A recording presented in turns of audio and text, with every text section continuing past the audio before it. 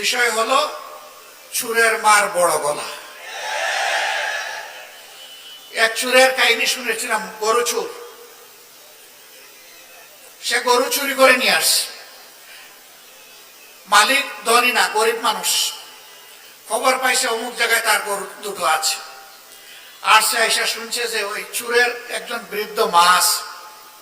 সে বাড়িতে গিয়ে মায়ের পায়ে ধরে বলে, মা, আমি একজন গরিব মানুষ, আমার 3টে সন্তান, 5 জনের পরিবার, আমি বর্গা চাষ করে মানুষের জমিতে যা একটু পাই তাই দিয়ে চলি।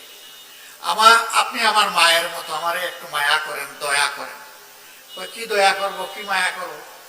যে আপনার ছেলে আমার 2টা গরু নিয়ে এসেছে, আমি ধার দেনা করে কিছু টাকা নিয়ে এসেছি, একটু এইগুলা রেখে আমার 2টা গরু দিয়ে দেন।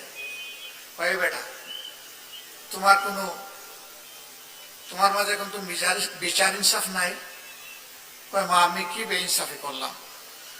আচ্ছা বলো, আজকে তুমি কত টাকা নিয়ে এসেছো? তো সে সামান্য একটু টাকার কথা বলছে।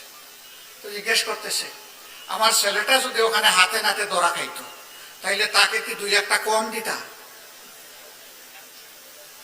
তখন তো লাথি ঘুষি দিতে দিতে মেরেই ফেলতাম। সে তো ভাগ্য বলে চলে আসছে, এখন 16 আনা পাওনা দিয়ে তার কাছ থেকে নিতে হবে, 1 টাকাও কম দিলে মানব না। এরই বলে চুরের মার বড় গলা।